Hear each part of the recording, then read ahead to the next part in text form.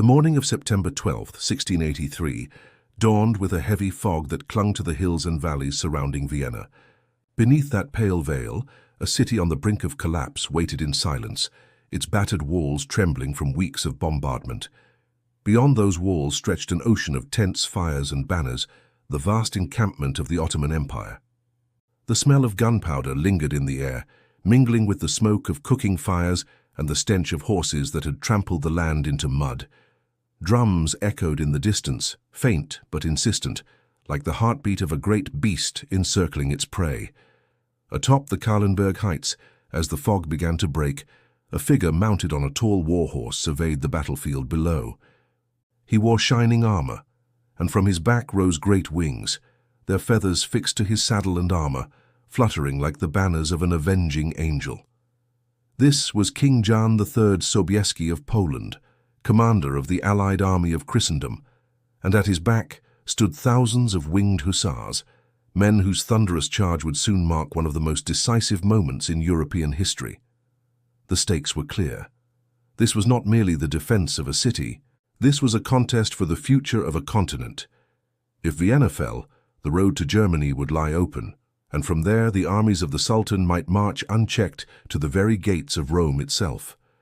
How then did 80,000 men, drawn from Poland, Austria, Bavaria, Saxony, and beyond, defeat the colossal Ottoman host of 150,000, commanded by one of the empire's most ambitious leaders? To answer that, we must go back beyond the smoke and clamor of that fateful September morning, to the rise of the Ottoman power and the long shadow it cast over Europe. The Ottoman Empire of the 17th century was no ordinary kingdom, no fleeting state among states. It was the superpower of its age, stretching across 3 continents, its armies and fleets projecting power from the deserts of Arabia to the forests of Hungary, from the gates of Vienna to the walls of Baghdad. At its heart lay Constantinople, the jewel of the Bosporus, once the proud capital of Byzantium, now remade as Istanbul, seat of the Sultan and the beating heart of an Islamic empire. The memory of 1453 lingered like an open wound in Europe. The fall of Constantinople had stunned Christendom, the impregnable city brought low by the cannons of Mehmed the Conqueror, its churches turned to mosques, its treasures scattered. From there, the Ottomans had pressed deeper into Europe, claiming the Balkans, advancing into Hungary, and dealing devastating blows to European armies.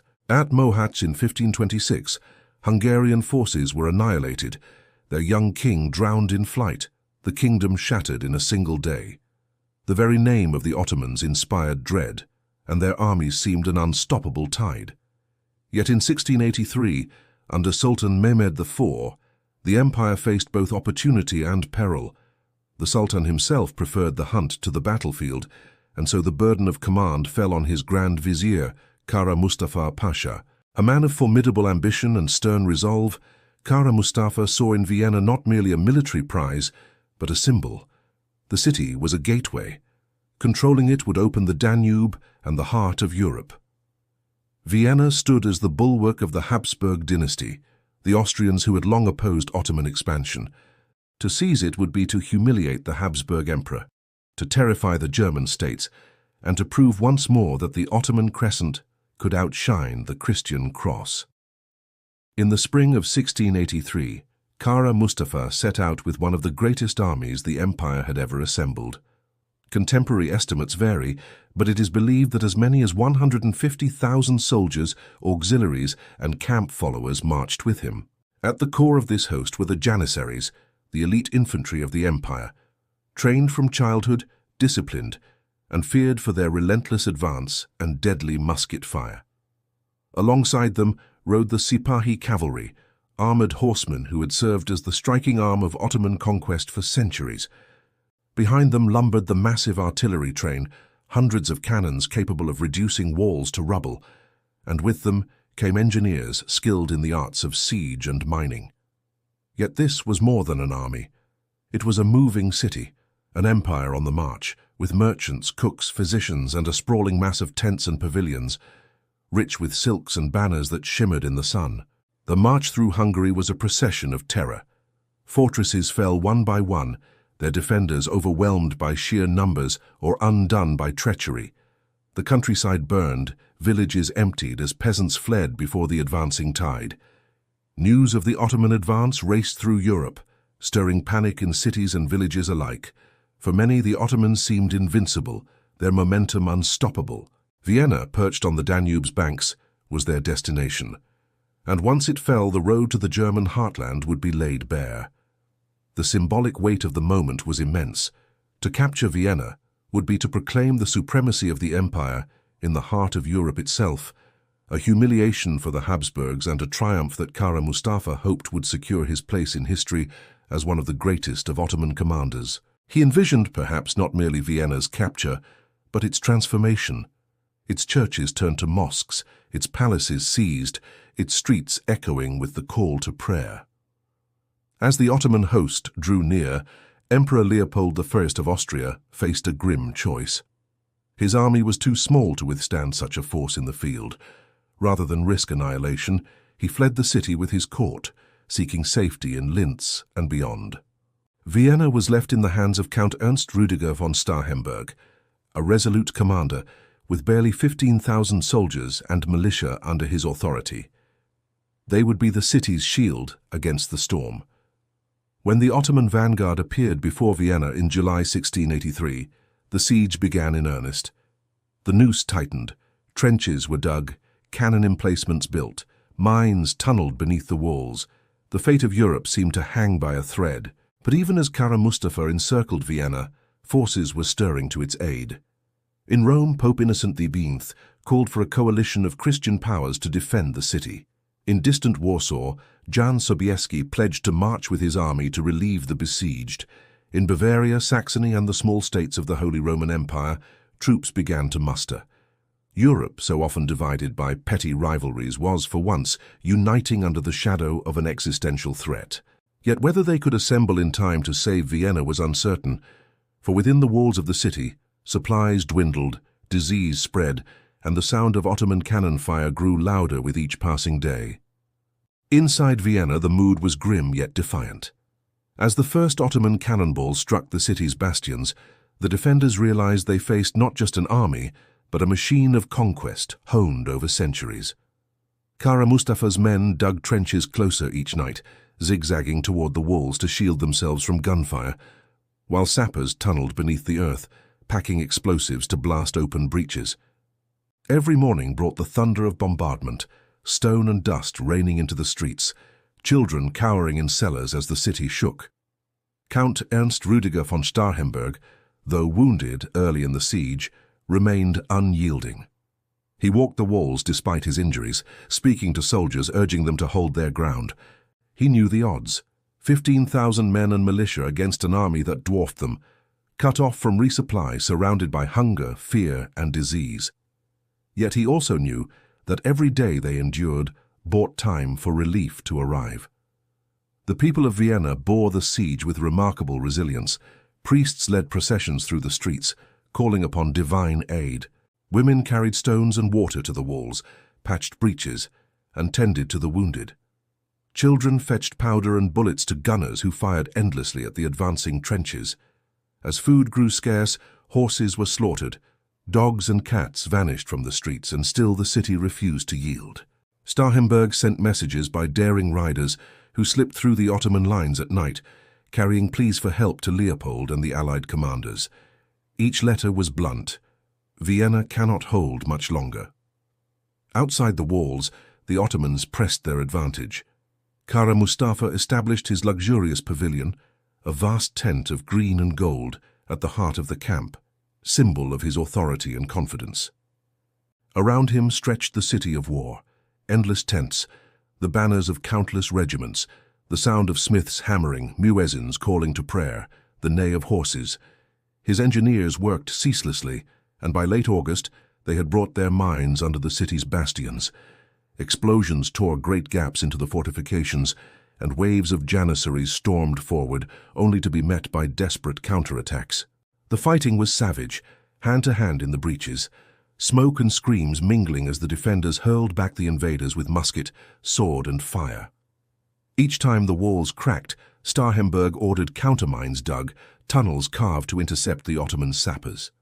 Explosions erupted underground as fire met powder, the earth itself trembling with the struggle.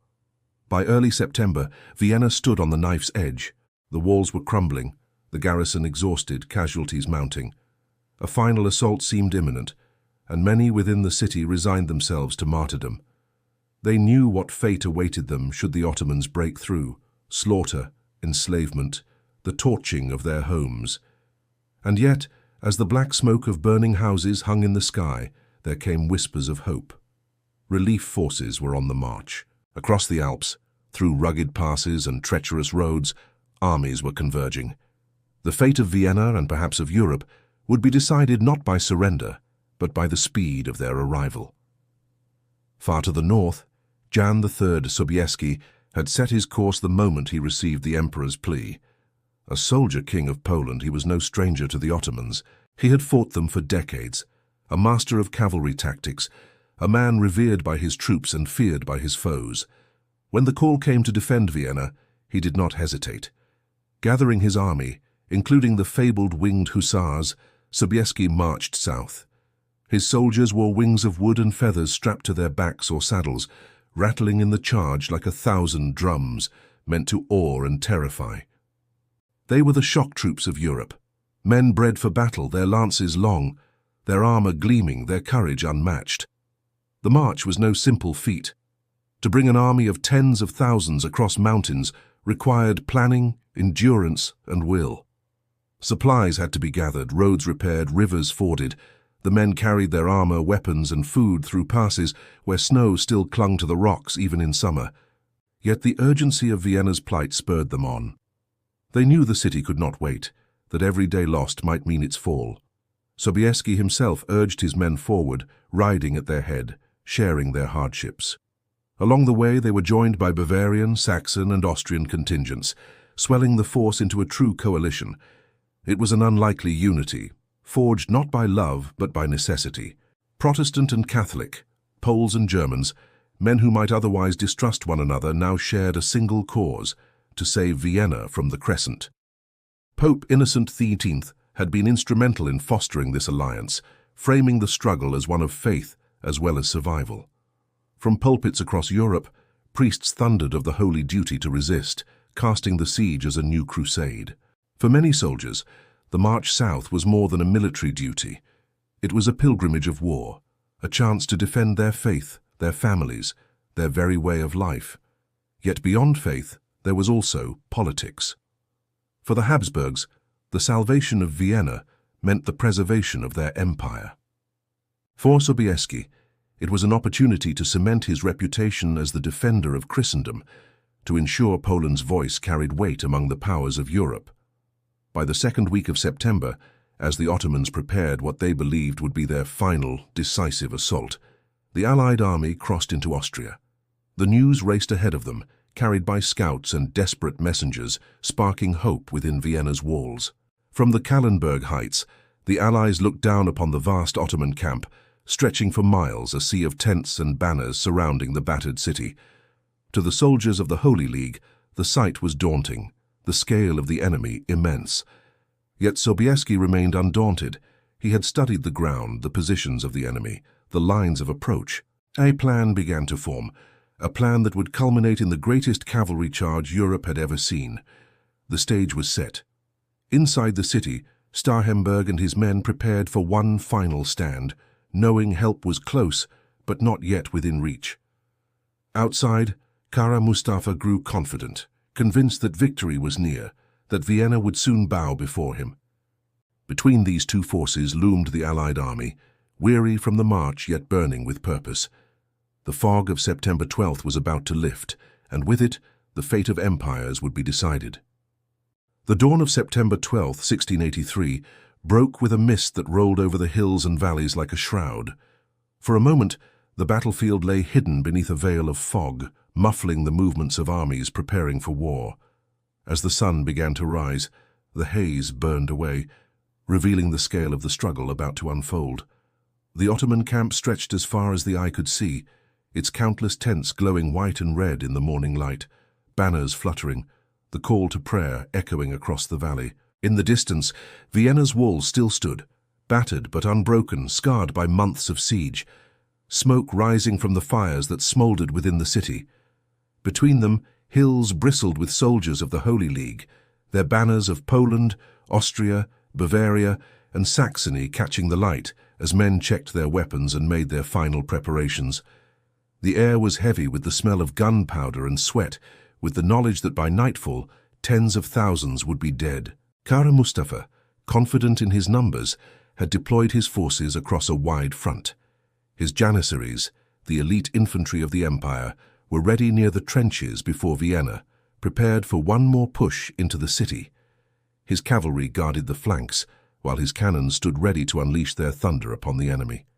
He believed the Christian relief army could be held back long enough for the city to finally fall, after which his victory would be complete. He imagined Vienna as a jewel offered to the Sultan, his name immortalized as the conqueror of the Habsburg capital. Yet confidence would soon turn to desperation. At the Allied camp, Jan Sobieski rode among his men, calm and resolute. He had studied the terrain and knew the Ottomans had extended themselves too widely, their camp sprawling and their forces stretched thin. He decided to strike along the flanks, letting his infantry grind the Ottomans down before unleashing the full fury of his cavalry. The soldiers of the Holy League advanced at dawn, the Austrians and Germans pressing forward through the wooded hills to the left, their drums pounding, muskets firing in disciplined volleys. The fighting was brutal from the start. Cannon roared, tearing gaps in the lines while smoke and flame obscured the hills. The Ottomans counterattacked fiercely, their cavalry clashing with the advancing infantry, the din of steel on steel echoing across the field. The battle raged for hours, ebbing and flowing as each side sought to gain the upper hand. The defenders within Vienna, hearing the thunder of battle outside their walls, took heart. Starhemberg ordered sorties against the Ottoman trenches, striking from within as the relief army attacked from without. The Janissaries were caught between two enemies, fighting with their usual discipline, but slowly giving ground under the relentless pressure. By midday, the lines were locked in bloody stalemate, men falling by the thousands, neither side willing to yield. The sun rose higher, burning the mist away completely, and the true scale of the armies was revealed. A vast tableau of struggle, banners waving, cannons thundering, the cries of the wounded filling the air. As the afternoon wore on, the moment Sobieski had been waiting for arrived. The Ottomans were weary, their flanks pressed hard by the Allied infantry, their camp disrupted by the defenders of Vienna. It was time for the final blow. Sobieski gathered his cavalry, some 18,000 horsemen, among them the most feared warriors of Europe, the Polish winged hussars. They assembled on the heights above the battlefield, their lances gleaming in the sun, their wings rattling with every movement, the sound like the rustle of a storm about to break. Sobieski himself rode at their head, a king not behind his men, but leading them into the maw of battle. The order was given, and the ground began to tremble. Hooves struck the earth like drums, a low rumble that grew into a roar as the cavalry descended the slopes. The charge was a tide of iron and flesh, 18,000 riders sweeping down upon the Ottoman lines in the largest cavalry assault in recorded history. The sound was deafening, the clash of armor, the shouts of men, the thunder of hooves. The Ottomans, already stretched and exhausted, broke under the impact. The winged hussars crashed into them with unstoppable force, their lances shattering shields, their sabers cutting through the disordered ranks. Panic spread like fire in dry grass. Soldiers who had stood firm all morning now turned and fled, trampled beneath the charge or cut down as they ran. Sobieski's cavalry did not stop. They smashed through the Ottoman lines, surging into the camp itself, cutting down guards, overturning tents, scattering the once proud army. Kara Mustafa's pavilion, symbol of his authority, was overrun, his treasures seized, his standards captured. The vast Ottoman camp, a city of silk and canvas, collapsed into chaos. Fires broke out, supplies were abandoned, artillery left behind. The mighty host that had once encircled Vienna dissolved into a rout, pursued by the victorious allies. The defenders of the city, watching from the walls, erupted in cheers as they realized the impossible had happened. The siege was broken, the enemy fleeing. By nightfall, the battlefield belonged to the Holy League. Tens of thousands of Ottomans lay dead, their camp plundered, their cannons captured. The city of Vienna, scarred but still standing, was safe. Sobieski rode into the city the next day, greeted as a savior. Starhemberg embraced him, his gratitude plain, for without Sobieski's arrival, Vienna would have surely fallen. The people hailed him as the liberator of Christendom, a king who had turned the tide against the seemingly invincible empire. In letters to the Pope, Sobieski quoted the words of Julius Caesar, "Veni vidi Deus vicit." I came, I saw, God conquered. For Kara Mustafa, the defeat was catastrophic. His army shattered, his prestige ruined, he fled in disgrace. But the Ottoman Sultan demanded accountability. Upon his return, Kara Mustafa was executed by strangulation, a silk cord around his neck, the final punishment for failure. The empire that had seemed poised to dominate Central Europe now found itself on the defensive. The Battle of Vienna marked the turning point, the beginning of a slow but steady retreat of Ottoman power from the heart of the continent. The aftermath was more than political or military. It was cultural, symbolic, enduring. Vienna, once thought doomed, became a beacon of resistance. The Habsburg dynasty, saved from destruction, would rise to dominate Central and Eastern Europe in the decades to come. The battle became legend, remembered as the moment when Europe turned back the tide. In Poland, Sobieski's name entered the pantheon of national heroes, his winged hussars celebrated in song and story. Even in daily life, traces of the battle endured. Among the spoils left behind in the Ottoman camp were sacks of strange beans, coffee, largely unknown in Vienna before. The Viennese took to it quickly, and from that discovery grew the city's famous coffeehouse tradition, a cultural legacy born of war. Yet the deeper legacy lay in the unity forged that day. For centuries, Europe had been riven by divisions, Catholic and Protestant, nation against nation, prince against prince. But at Vienna, Poles, Germans, Austrians and Italians had fought side by side. For a brief, shining moment, old rivalries were set aside in the face of a common enemy. The Holy League had proven that united, Europe could withstand even the mightiest of foes. The memory of September 12, 1683, endures not merely as a tale of battle, but as a symbol of resilience, unity, and the shifting tides of history. On that morning, as the fog lifted over the Danube Valley, the fate of a continent hung in the balance. By nightfall, 80,000 men had defied the odds, crushed an army nearly twice their size, and ensured that the walls of Vienna, and with them the heart of Europe, would stand. The clash of faiths and empires had reached its crescendo, and in that thunderous cavalry charge, history itself had turned.